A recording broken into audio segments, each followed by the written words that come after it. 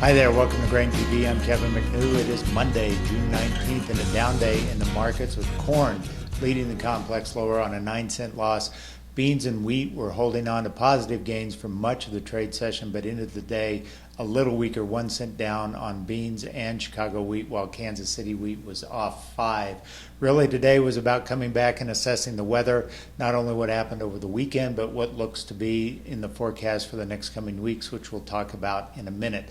As we go into tonight, traders will be watching USDA's crop progress report. They expect conditions to improve slightly. Corn is expected to inch higher to 68% good to excellent from 67% last week, while beans is expected to jump 2% up to 68% as well, and spring wheat also expected to improve slightly on some limited rainfall in the northern plains over the last week or so. As we look at the weather situation, first let's start in Europe, where it has been pretty dry as of late, and now the temperature is going to soar in the coming week. France is likely going to see their yield trimmed on their soft wheat crop. In addition, that may, the situation in Western Europe may start to affect the corn crop as well there. In the U.S., as we look at sort of the weather patterns that are shaping up, certainly the northern plains continue to be dry, continue to be hot as of late.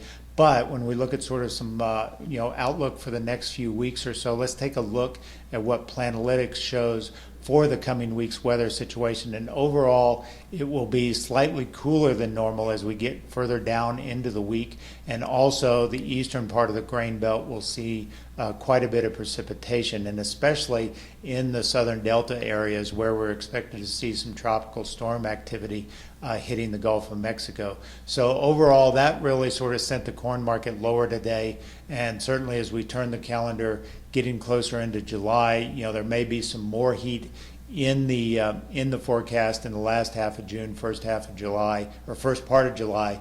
But overall, it continues to sort of be a situation where any sort of heat is fairly short-lived, and any sort of dryness seems to be met with some sort of outlook for better precipitation down the road, except, of course, the northern plains, where no one really sees any sort of change in the 11 to 15-day weather outlook that we've had in place for quite some time.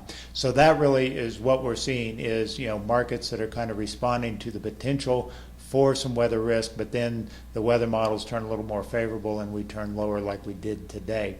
Let's take a look at export inspections that came out today. These numbers were certainly not necessarily trade directional biases here, but obviously, with wheat coming into the start of the marketing year, we see a really good clip for export inspections, besting expectations, coming in at 740,000 metric tons for the week, well above the 500 to 700 expected. In corn, having a very good week as well, coming in at 1.2 million metric tons at the high end of trade expectations, while beans was on the low end. Let's take a look at the action in July beans. We've been talking about this for some time. Once we slip down below that 950 mark, that has kind of proved to be overhead resistance, and so we continue to sort of inch higher to that today, trading as high as 947.5 before backing off going into the close. So watch that mark, that 950. That is where we had very, very long-term support here for the better part of a year. And once we fell below that, obviously we slipped quite a bit, 20 to 30 cents below that mark. And now we're starting to move back into that range. And so watch for that 950 mark. If we can clear that mark, then we might get some more short covering. But right now, with the weather situation the way it is, there's nothing really alarming in the cards to really change the outlook, which is excess supplies, fairly good weather, trend line yields are sort of in sight here with the weather situation, and so that's where we're trading right now. As always, if you'd like to learn more about how we can help you in your own grain marketing situation, visit us online at grainhedge.com. Have a great day, and we'll talk to you on Tuesday.